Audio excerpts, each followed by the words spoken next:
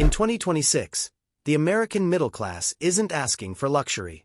It's borrowing money to pay for the basics.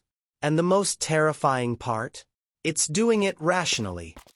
Today we're dissecting the paradox where middle-class families deliberately leverage high-interest debt to maintain the illusion of stability, while forfeiting actual ownership. This isn't financial incompetence. This is engineered dependency. My name is Michael. I'm 35. I have a 401k, a Netflix account, a car payment, and $8,400 on my credit card. And I'm here to show you exactly how the system was designed to keep people like me exactly where I am. Let's start with the numbers.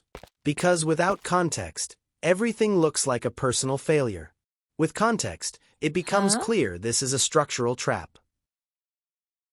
Cumulative inflation from 2020 to 2026. Between 25 and 35%, depending on the region. Real wage growth in the same period.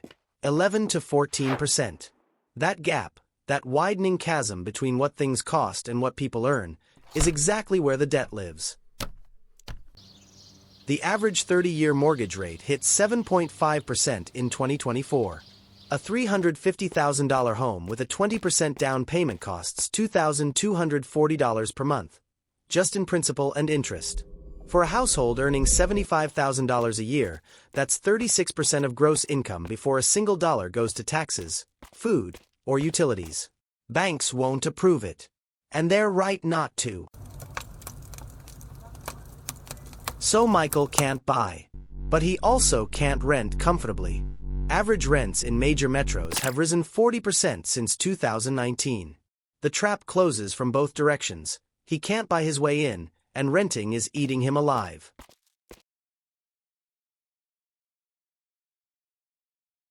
Now let's talk about something nobody names directly.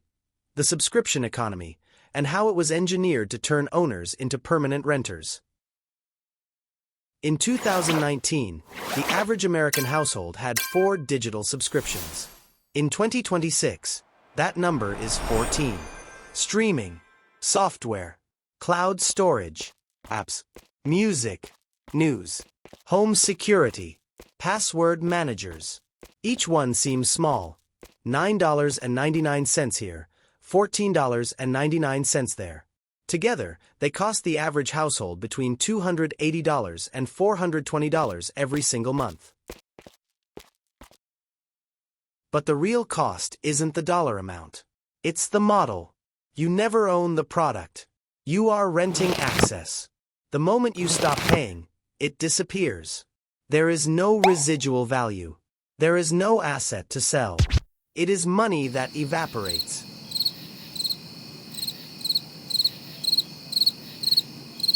There's a second layer to this that almost nobody talks about, and it may be the most damaging piece of all: the systematic destruction of the used asset market.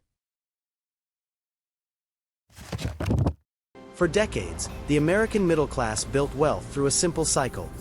Buy durable goods, use them, sell them when done.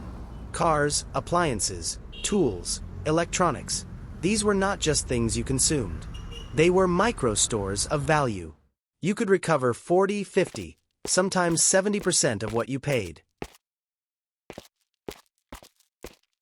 So who is profiting from all of this? Because while Michael drowns in debt, someone is on the other side of every single transaction, and they are doing extremely well. The 5 largest U.S. banks collectively earned over $120 billion in profit in 2024. A significant portion comes from revolving credit card interest, currently averaging 22.8% annually. For context, the historical average annual return of the S&P 500 is roughly 10%. The bank makes more money lending to Michael than Michael makes investing. The illusion of stability paradox. Here is the core paradox that most economists won't say out loud. For the middle class in 2026, debt is not irresponsibility. It is a rational strategy inside an irrational system. There is a way out, but it starts with understanding the game before trying to win it, and with information the system has no incentive to give you. The system is hard, but hard is not the same as impossible. The difference between who escapes and who stays trapped is not luck. It is information applied at the right moment. Subscribe to the channel. New videos every week. Same format, same straight talk, no fluff. I'm Michael, and this is Profit Horizon.